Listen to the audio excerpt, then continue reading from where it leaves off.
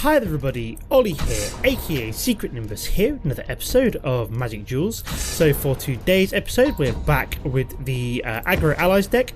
Made a couple of changes since the last episode. So basically what I've done is I've added in two more lands, so we're up to 24. Remove the two cards which spawn the ally tokens. Looks like we're playing, I don't know, life gain maybe? I don't know. Yeah, taking out the two cards which spawn the ally tokens, not the enchantment, but the kind of like the spell which like summons it depending on the number of mana you've played to cast it, so the converge one, and then also thin down the number of was it the tap red and white lands, so just so that we are not like the sandstone bridges. Yeah, the sandstone bridges in the other one basically. So we're going to play the mountain out and also Fire Mantle Mage. Now I've got Valor and Aggro to play next turn potentially, and then we can then look at hopefully we'll start drawing in some allies now. We've got all the mana that we need, would be quite nice.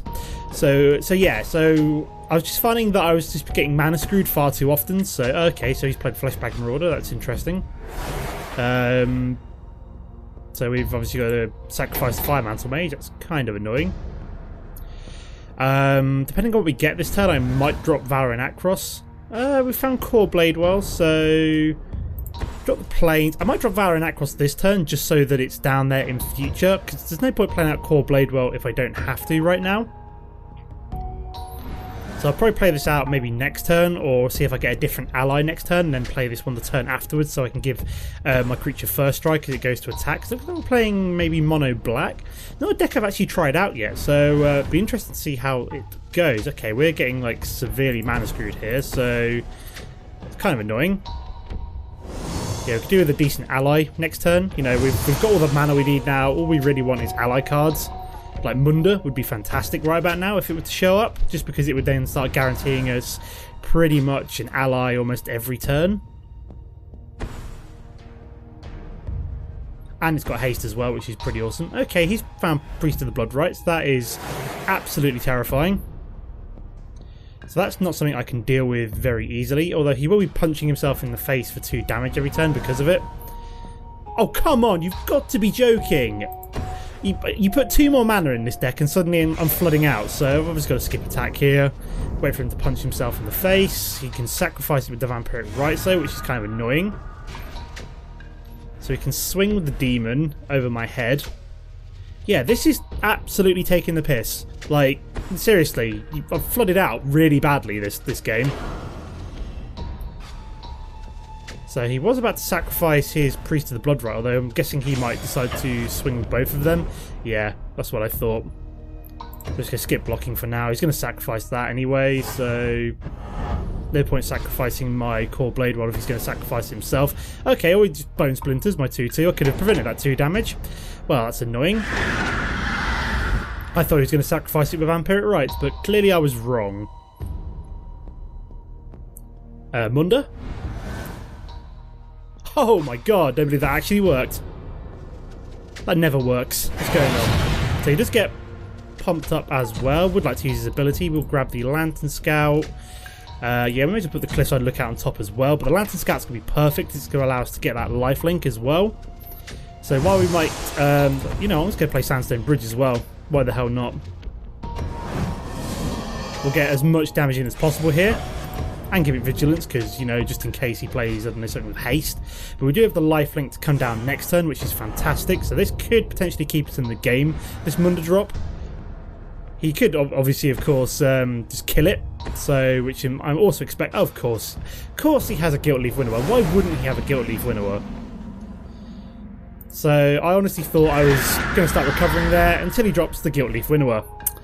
Well, that's really pissed in my cornflakes. I mean, we've got the lifelinker, but it's fairly useless, I'm going to be honest.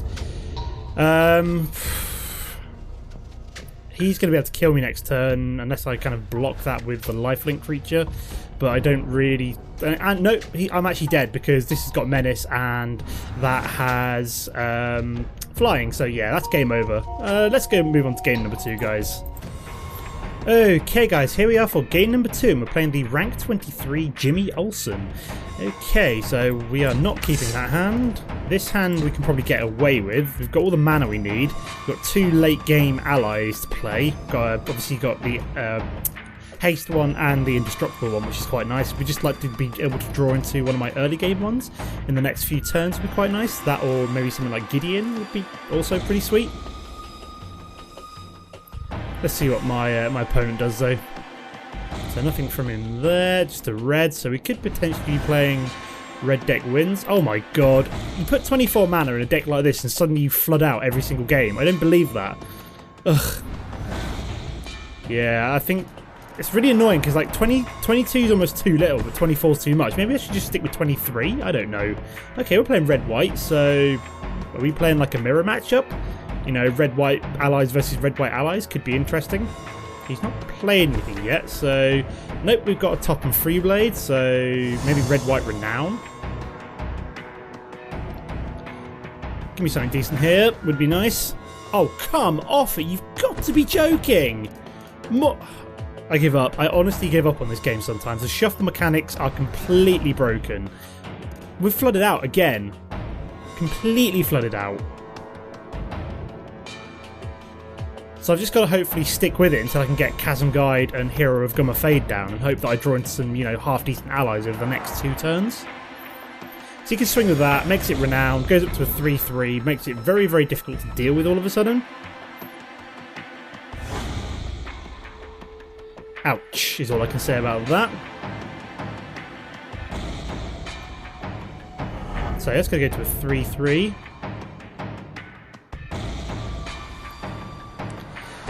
Okay, so we've got Elite Vanguard to come down as well, so maybe it's just red-white auras, maybe?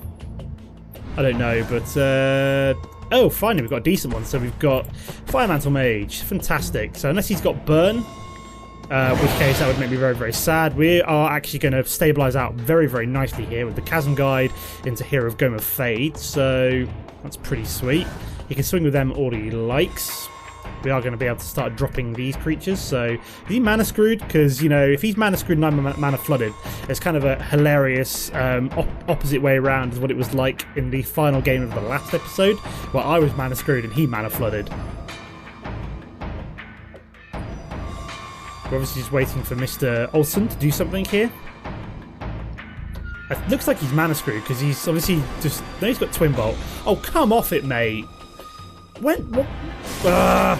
Playing Burn in a deck like this, you've got to be joking. So I'm just going to swing with both of these. If we don't start drawing into some better allies soon, I'm going to be very, very sad. I'm going to play Chasm Guide and just swing with it and see if he decides to block. If not, we will push through some damage. Hopefully we might draw into something, I don't know, like a Gideon or something maybe would be quite nice. Nope, more mana. You've got to be joking. What is going on? I'm really getting like really annoyed with the shuffle mechanics in this game. They never used to be this broken. You're always going to see. I don't think he's going to sacrifice that 3 damage by blocking my Chasm Guide here. Nope, I didn't think he would. So I'm going to go down to 8 next turn, but we will have the Hero of Goma Fade coming down, which is going to allow us to catch up like extremely quickly. What we've really got to do is draw into like maybe like our life linker would be quite nice. So he's found his 3rd mana, so I'm probably now in a whole heap of trouble. He's going to swing. He's just going to swing. He's going to swing with both, so I'm going to go down to 8. Okay. I almost wouldn't mind like a Sandstone Bridge right now, just so I could block that with the Hero of Goma Fade. So please give me something decent next turn. Would be nice. Okay, he's managed to find a Flaring Flamekin. Was that like 3 mana? Yeah, that's why he hasn't played it before now. Okay, we've managed to find a Reckless Cohort. So am I dead next turn if I swing? Probably. So I'm going to have to play you out, really. Unless I hold you back and swing with the... Just swing with the 3-2, maybe?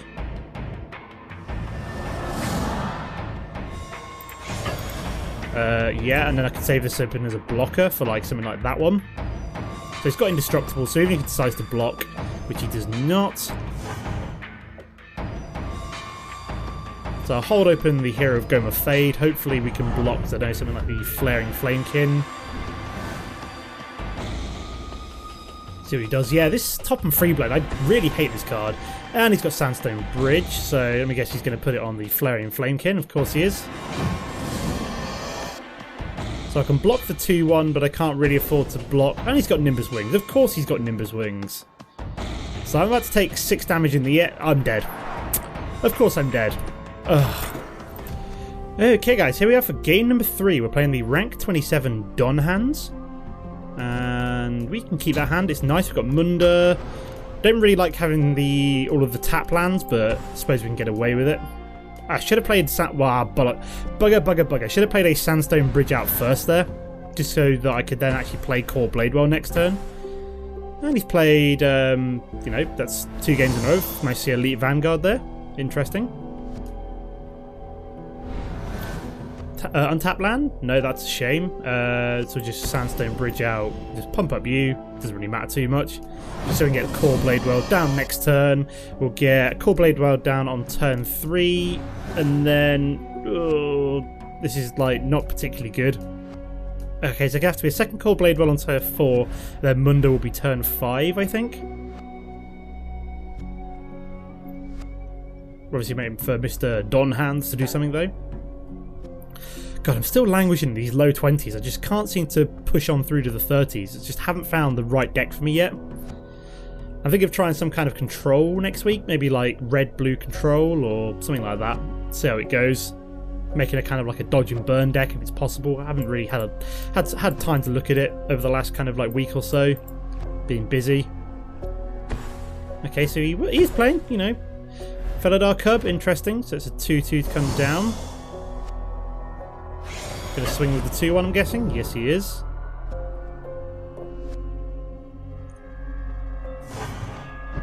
So we're down to 18 already. Ooh, we've managed to find Fire Mantle Mage, which is good. So I'm going to drop the Core Bladewell this turn, and then probably Looming Spires. Doesn't really matter if I Looming Spires it or not. I just want that red mana down for next turn, so we can potentially play Fire Mantle Mage.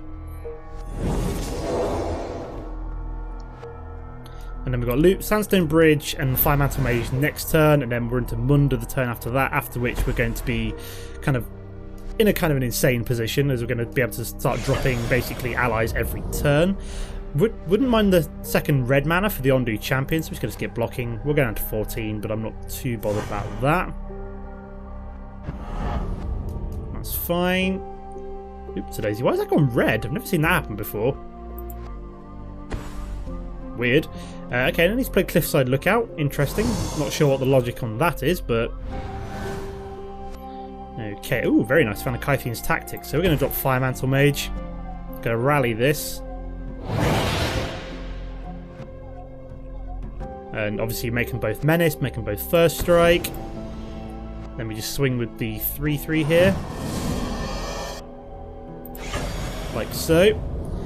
Yeah, I don't know what to do about Ondu Champion. I almost hope that I draw into a red mana next turn. Otherwise, this is going to be a bit of a wasted card at the moment.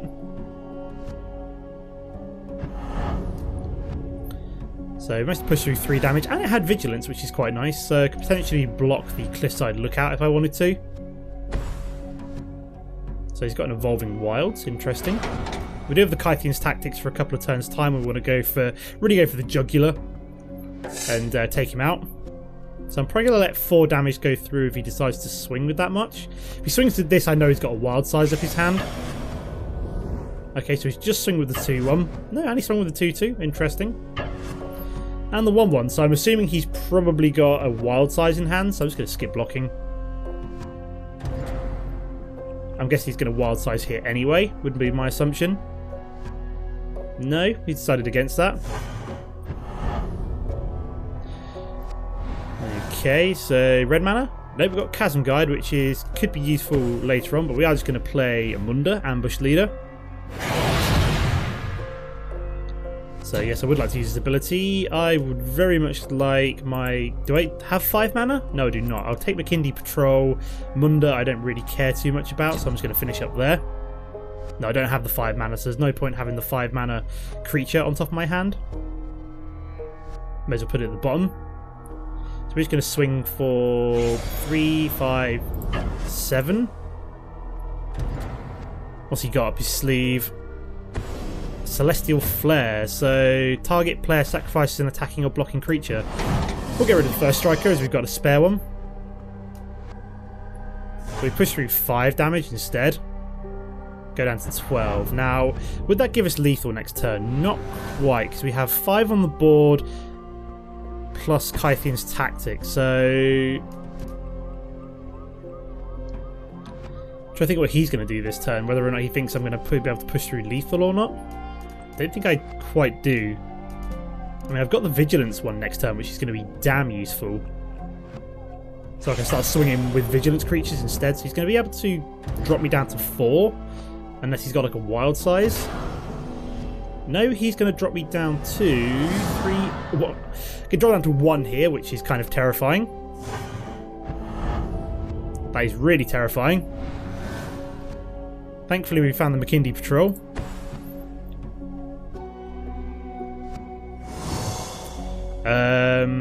Yeah, I'll take a quick look at our hand. I will take a Reckless Cohort.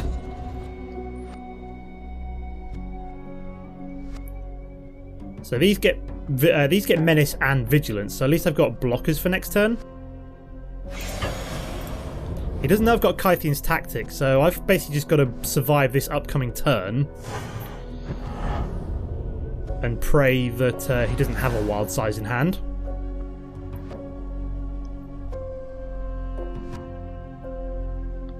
If he doesn't have a wild size, okay, he's played Suppression Bonds. Oh no. Oh no, no, no, no, no. It means I can't block, can I? Oh, I'm dead. That really sucks. Okay, guys, here for the final game of the day. I'll read out the name in a minute, as that was long and complicated. I'm going to keep that hand. I hate it, but I don't. I'm in a bad mood already with this deck, so yeah, we're playing the Ninja. What's that? Ninjas ate my baby. Okay, interesting. He's rank 24. We're all the way down to rank 21 because I'm full of usefulness and full of uselessness even, not usefulness. If I was useful, I wouldn't be losing this badly. Yeah, this episode has just been a big old bag of sadness, I'm going to be honest. Okay, we've got double Lantern Scout. Interesting. I like that. This could be really good. Playing red-black, so I don't know what kind of deck we're expecting here. So, played nothing on turn 2, so we're playing Jund, I think. Play out the Plains and a Lantern Scout. Just so we can trigger the, what's the word I'm looking for? The lifelink in future, which is pretty cool.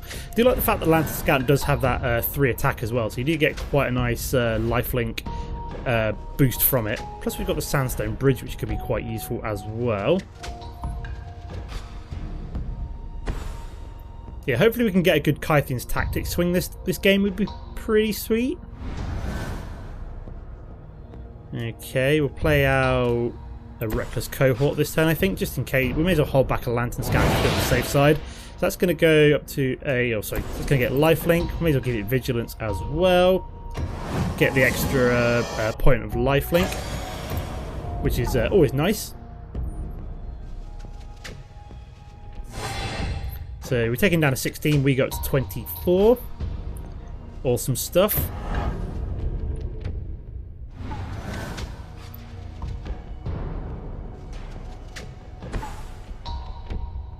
So he's up to 4 mana, but hasn't done anything yet. So, okay, we've got Kurd Chieftain. Interesting. So, I don't think I can afford to swing this turn. Do I play out Lantern Scout now? Or do I just play Kythian's Tactics and swing big? Maybe take out his Kurd Chieftain? Now, I'll play out the Lantern Scout this turn. Won't swing at all because that would be daft. I mean, we've got the lifelink, but probably just going to skip attack here. And then maybe go for a big swing with the Kythian's Tactic next turn. Hopefully we pick up a cheap ally or a Gideon or something like that would be quite nice. So yeah, this Kurd Chieftain is pretty brutal in terms of stalling out my... Oh great, look, we've got Outland Colossus as well. My god. Yeah, I think this is just going to be an absolute whitewash this particular episode. I've just not had any kind of luck with my card draw. So yeah, you bump the mana up to 24 and suddenly all you do is draw feckin' mana. Is he going to swing? I'm assuming he's not.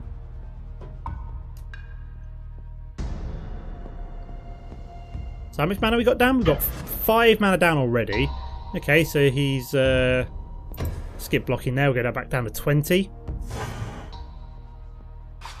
I don't think I've got any way of taking out the Outland Colossus, I'm going to be honest. Unless we find like a Hero of Goma Fade. Seriously? My god. What is with this game? Skip attack. Roll on. Hopefully, I mean, he's going to swing with these two. We're going to go down to 10, but hopefully we'd find like a decent ally. We could play Kythian's Tactics, swing big. I don't know. How much would we do with... We got 3. So if these all got pumped up +2/+2, we'd have 5. Oh, Chandra's Ignition. That's game over. Well, that was a really, really terrible episode, and I've got no time to re-record it, so this is what's going to go up on YouTube. I apologise for that today. I just had no luck. Whatever. Yeah, I'm not in a really good mood with this game at the moment, so yeah, well, that's a thing. Hopefully we can do better on Friday, so I'll see you then. If you enjoyed the episode, which I doubt you did, don't forget to like and comment. But apart from that, thanks for watching, and I'll see you next time. Goodbye.